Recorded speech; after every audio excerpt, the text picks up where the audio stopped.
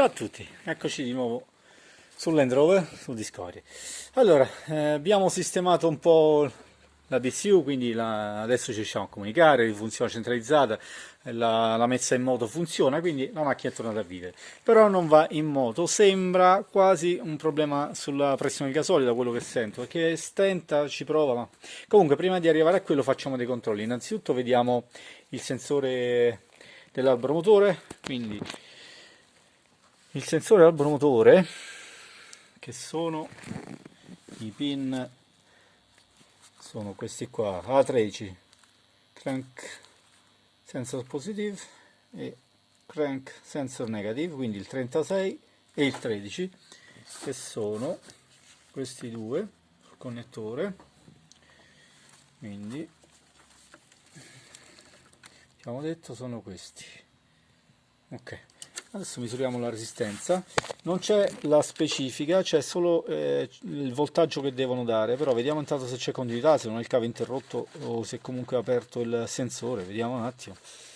Allora, abbiamo 1.2 K, 1.2 kg. Va bene, ricolleghiamo quindi il connettore e proviamo a farla girare e misuriamo stavolta la tensione che con l'oscilloscopio. Perfetto, abbiamo collegato il nostro oscilloscopio, abbiamo ricollegato il cavo sulla centralina. Certo, c'è da dire, dell'olio ce n'è parecchio, quindi bisognerà anche sostituire i cavi. Speriamo che non sia andato all'interno della centralina e sta creando problemi, questo non lo so. Comunque intanto vediamo il segnale se c'è dell'albero motore. Ok, quindi proviamo a farla girare, vediamo un attimo.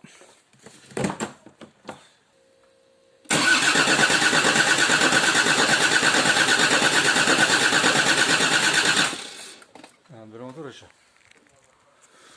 Ok, l'albero motore c'è, quindi che facciamo? Gli iniettori. Bene, adesso abbiamo collegato l'oscilloscopio, ho messo 4 iniettori, il quinto non l'ho messo perché non ho la quinta, il quinto attenuatore, quindi 20 a 1. Proviamo con 4, vediamo un po', vediamo cosa fa.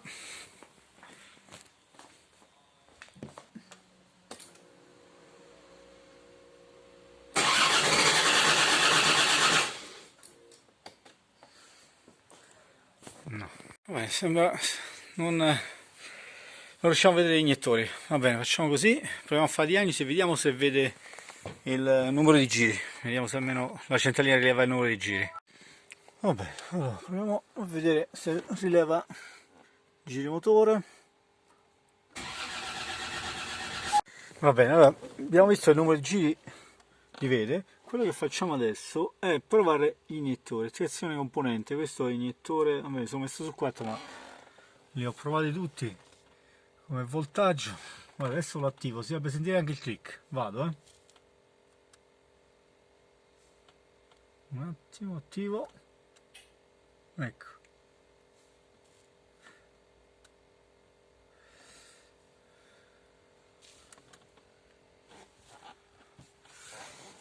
Si vede?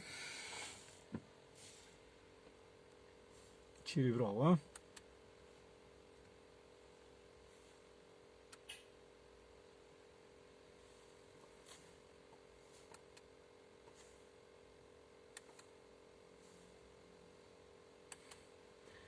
Il click non lo sento, non so se riuscite voi a sentirlo. Ok, muove il voltaggio, non capisco perché l'oscilloscopio non li vedo. Poi vediamo, allora tiro fuori, vediamo se lo senti meglio così. Adesso attivo il componente, vado, ok, attivato, sentito? Quindi gli iniettori sembrano attivi, quindi i giri li vedo. Non vorrei che sia un problema di pressione di gasolio. Vabbè, vediamo un attimo, facciamo qualche altra prova. Bene ragazzi, forse è arrivato il momento di fare il punto della situazione della nostra macchina, dove siamo partiti, dove siamo arrivati e dove vogliamo arrivare. Vabbè, dove vogliamo arrivare è facile, accendere la vettura. Va bene, allora siamo partiti da una condizione che era stata lasciata per circa 3 mesi senza utilizzarla, la batteria è andata giù. È stata aperta chiaramente senza telecomando perché non funzionava nulla, è stato collegato un booster e si è tentato l'avviamento. Da subito la macchina non ha mostrato assolutamente cenni di vita, si accendeva il display, il quadro, ma non avveniva la chiave non veniva innescato il motore di avviamento con girando la chiave, quindi il crank non c'era. Oltre a questo si è visto subito che non funzionava, innanzitutto l'immobilizer restava acceso, si vedeva la spia accesa, poi c'erano le chiusure centralizzate, gli azzaridi non funzionavano e sul quadro, lì dove, dove c'è il contachilometri, quindi il display del contachilometri, lampeggiavano tutti i simboli relativi al cambio automatico, c'era una sovrapposizione di tutti i simboli e non si capivano infatti, però erano accesi, considerando che quella era una vettura con cambio manuale non avevano ragione di esistere, quindi c'era qualche problema con la BCU, avevamo immaginato che ci fosse qualche problemino. È stata fatta una diagnosi per capire se c'era modo di comunicare, per vedere se avesse qualche errore, ma non c'era verso, non si riusciva a entrare, quindi si è sospettato che la fosse o danneggiata o spenta perché magari mancava qualche alimentazione. Fatto uno dei primi controlli su negativi e positivi, avevamo tutto, non mancava nulla. Anche sulla keyline, sulla stessa, è stato collegato all'oscilloscopio, la keyline veniva rilevata, quindi lei però non emetteva alcun tipo di segnale, quindi il cavo era collegato ma lei non emetteva nessun segnale. Ho fatto questo, poi rovistando sul manuale abbiamo visto che quando c'è mancanza di comunicazione con l'EDM, che è una centralina Intelligence Drive Module, che è all'interno, si trova all'interno della scatola fusibili dell'abitacolo, se non c'è comunicazione lei comunque non funziona.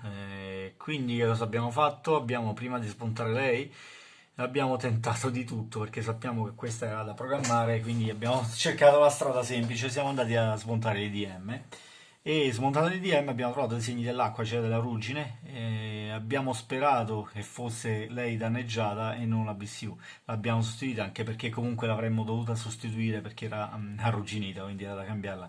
Quindi cambiata questa, non è cambiato assolutamente nulla e quindi siamo stati costretti a ordinare una BCU.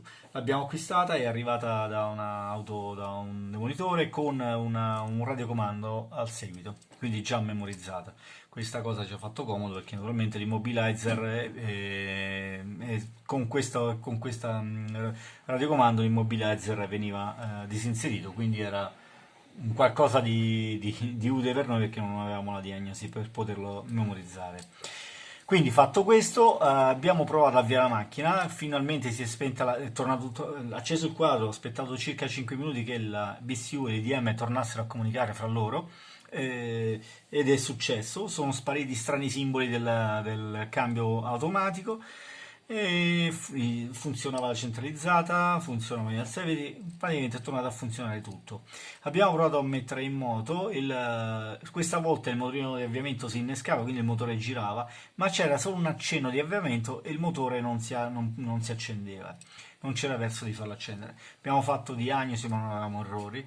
Abbiamo collegato l'oscilloscopio sia in primis sul sensore dell'abromotore. In realtà in questa vettura è posizionato all'altezza del volano, quindi è il volano che ha dei fori per indicare la posizione.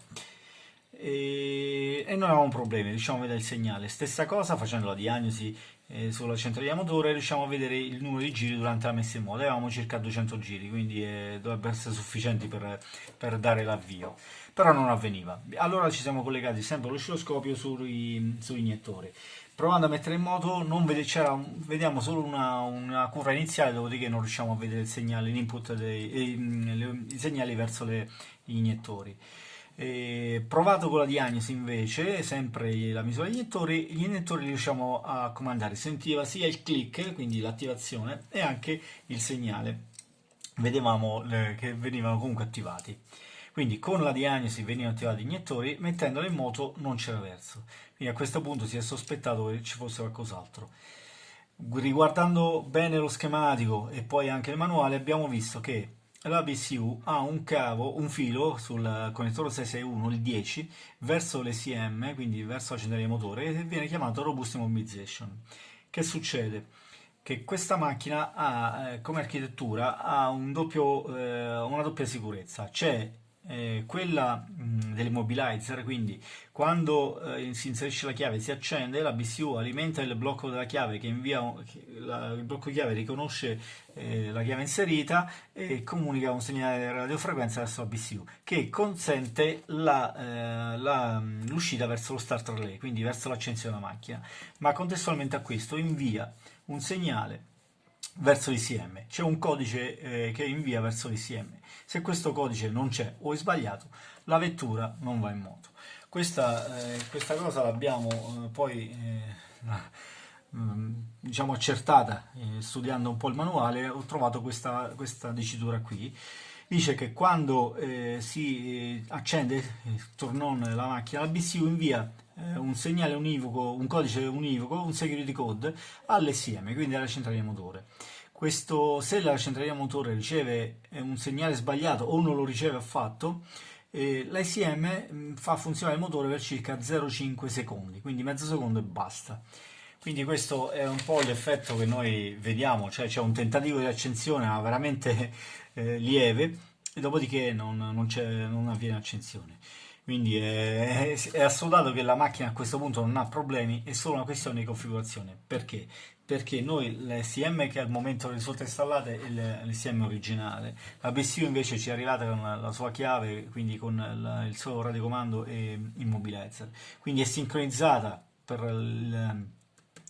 il mobilizer, ma il codice che invia, che è il suo e non di quella precedente, lo invia verso l'SM che non viene riconosciuto, perché l'SM ha in memoria il codice della vecchia BCU, che è quella danneggiata, per questo la macchina non si avvia.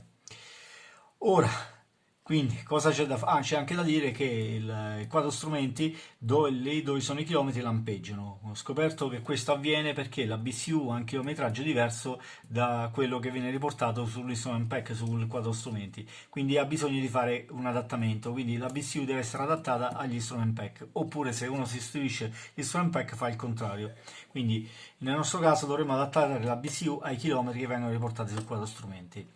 Quindi, a questo punto cosa dobbiamo fare nella macchina? Sono tre cose che dobbiamo fare. Innanzitutto dobbiamo dire all'ICM qual è il nuovo codice di sicurezza proveniente dalla BCU, quindi sarà da aggiornare questo. C'è da memorizzare almeno un altro radiocomando, se non due, perché ne abbiamo altri due, in modo tale da avere scorta a sufficienza se nel caso si danneggia o si perde una chiave, e adattare la BCU verso i chilometri riportati dall'instrument pack. Bene, questo a dirlo è facile, a farlo purtroppo non è semplicissimo perché ci vogliono delle diagnosi particolari. Con la mia non riesco a fare assolutamente nulla di tutto ciò. Esiste un tool specifico creato dalla Nanocom, e li ho contattati e gli ho chiesto quale fosse, mi hanno comunicato qual è l'oggetto specifico e l'unico problema è il prezzo, stiamo circa sui 500 euro, quindi è veramente un prezzo molto alto. Quindi a questo punto siamo un pochino combattuti se acquistare l'apparecchiatura alla diagnosi e far uscire con le proprie ruote dall'officina la vettura, oppure portarla con il carro attrezzi inoltrato che abbia una diagnosi capace di fare queste tre cose. Quindi c'è un attimino da decidere, anche se a livello economico l'opzione 1 è da annullare, proprio da cancellarla, quindi quella di acquistare una diagnosi. Però onestamente far uscire la macchina col carro attrezzi dall'officina dopo tutto il lavoro fatto, quindi avete modo di vedere parte 1, parte 2 e anche parte del video 3, con tutto il lavoro fatto per la diagnosi e quant'altro per cercare di rimettere su strada. Quindi arrivati a questo punto che siamo veramente a un pelino dal farlo accendere, dal metterlo in moto, onestamente mi dà un po' fastidio. Niente, al momento stiamo ragionando sul da farsi, quindi lo chiudiamo così la parte 3. E, Ma sicuramente faremo una parte 4 nella quale, se acquisteremo la diagnosi, farò un video su come fare queste operazioni, quindi tutti questi adattamenti, vi farò la procedura, vi farò vedere come faremo. In caso contrario, beh, a quel punto vi farò vedere solo la vettura in moto e basta, perché non l'avrò fatta io, quindi non potrò fare video. Per ora è tutto, vi ringrazio per averci seguito e alla prossima.